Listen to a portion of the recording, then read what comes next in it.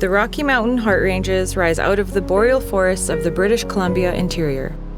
At the headwaters of the Peace River, these mountains and forests have been home to First Nations people for uncountable generations. The plants and animals that we share these lands with are part of an extended family that care for one another.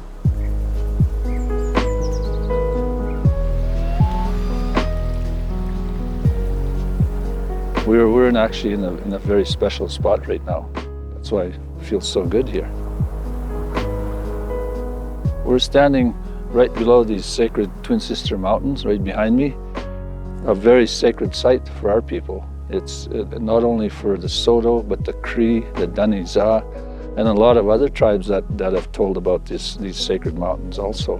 For the Saulteau people in the 1800s, when they got here, through prayer and ceremony, they asked for guidance. These Twin Sister Mountains were given to them in their prophecy to find a safe place to come and live forever with protection. Our people were not being chased anymore. Fleeing colonial oppressors and starvation, the Saulteau arrived here and were invited to stay by the Moberly Lake Danezaa. The caribou of these mountains fed both of our nations and continue to inspire us. There was a time in the past where they were a primary source of food. They're gentle, communal creatures that live together in an amazing way. I just think they're like an exemplary species on this planet of how we should all be trying to exist. Yeah, we're all animals, and caribou we're just like them. We're in their territory, right? So to share it with them and to help them thrive is pretty special. 69% of Northeast BC is within half a kilometer of a human-caused disturbance. The seismic lines, roads, pipelines, mines, wind farms, forestry activities have really, the cumulative impacts of those have pushed a lot of wide-ranging species to the brink, and caribou being one of them. With mountain caribou populations disappearing from across their range, our roles have reversed. Where once the caribou sustained us, now it is we, the people, that must provide sanctuary for the caribou. We have been working to recover this animal since the 1970s, when we initiated a hunting moratorium because their numbers had fallen so low. Conservation historically has been a colonial endeavor. It's been about working to preserve areas of wilderness that has tended to erase people and the histories of Indigenous peoples specifically from the landscape. Indigenous-led conservation is critical. It's the future. And here in the Peace, that has been just abundantly clear with the heroic efforts to save caribou in the mountains here. In 2020, the Saulteau and West Moberly First Nations signed a historic agreement with Canada and British Columbia to protect the caribou in our traditional territory. This agreement commits the colonial governments to partner with us on efforts to restore caribou and maintain our established treaty rights. The agreement permanently sets aside 2 million acres of land, including the Twin Sisters, for conservation. It requires caribou be considered in land use management plans across all of this area. With industrial development widespread across our territory, these protections are not coming a moment too soon. Today is an example that, we can achieve reconciliation. Caribou have been a part of our way of life since time immemorial. The Danizaa people of northeastern BC walk the same trails as the caribou, and we are interconnected with them. They're a part of our lives. They always have been, and to watch what was happening to them hurt.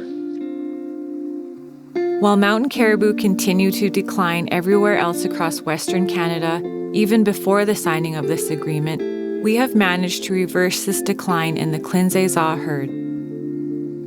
But we have a long way to go. In order for us to hunt caribou once again, this herd, which was down to only 16 animals, will once again have to number in the hundreds, as our elders tell us they once did. This agreement is a major step towards making this a reality.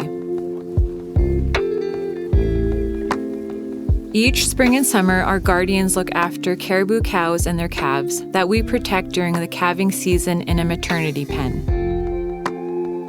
There's always someone here. There's always bodies up here watching the girls. We feed twice a day. We do predator patrols. We monitor the fences to make sure the voltage is high so predators aren't coming in. And we just watch their behavior if anything odd comes up. We just live here together, and it's just a pretty amazing opportunity. Since 2008, in collaboration with many partners, we have helped the Klinzézaw herd grow from just 16 animals to over 100 today. That's what's gonna always stay with me, is just their faces, looking at me and waiting for that feed, and just being curious and just seeing their vulnerability, and knowing that I'm part of that.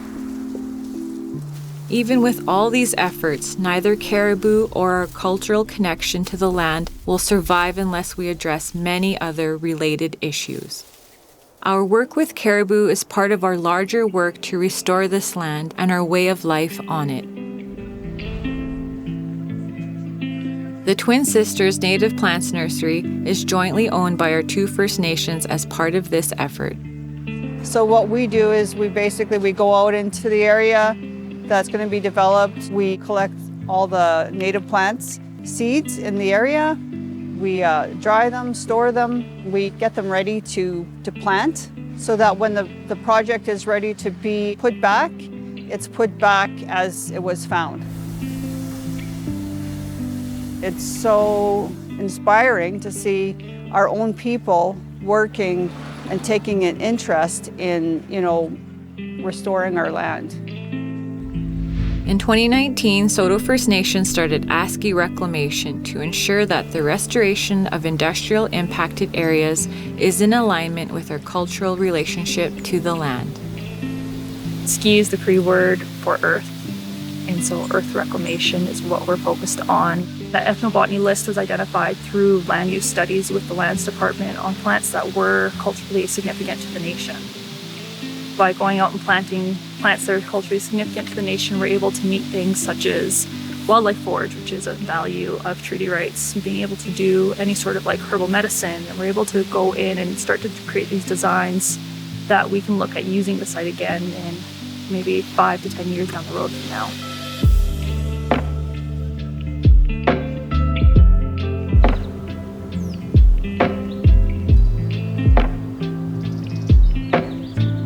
I think that what we really need is right in front of us all the time if we just know how to see it. And all the food that we need to exist is right around us in our environment. And we exist together in what we call sacred relationships. For the moose to thrive, for the caribou to thrive, we need to continue to honor them in our prayers and in our ceremonies, and eating them is a part of that. There's no time when you express a deeper gratitude to an animal than when it offers itself to you and you bring it home and you share it with people you love in the community. And I hope that in my lifetime we could have the chance to do that with the caribou again, and to honor them in that way, and to bring them into our community in ceremony and to feast together. There is a young man here, a baby. Is Naomi in the room? Naomi. Her son, Spencer, this agreement is for him. Maybe, if we do everything right, he'll be able to harvest the caribou and utilize caribou the way we have traditionally through the years. It's almost prophetic in a way, because these four-leggeds are being saved on these very sacred mountains that saved our people. And it's only one species that we're helping, but I think it's just the beginning. There's other animals that are in trouble. There's a lot of interconnectedness with saving our species and helping them to survive. It's for the future generations. And we're doing this because that's what we have to do.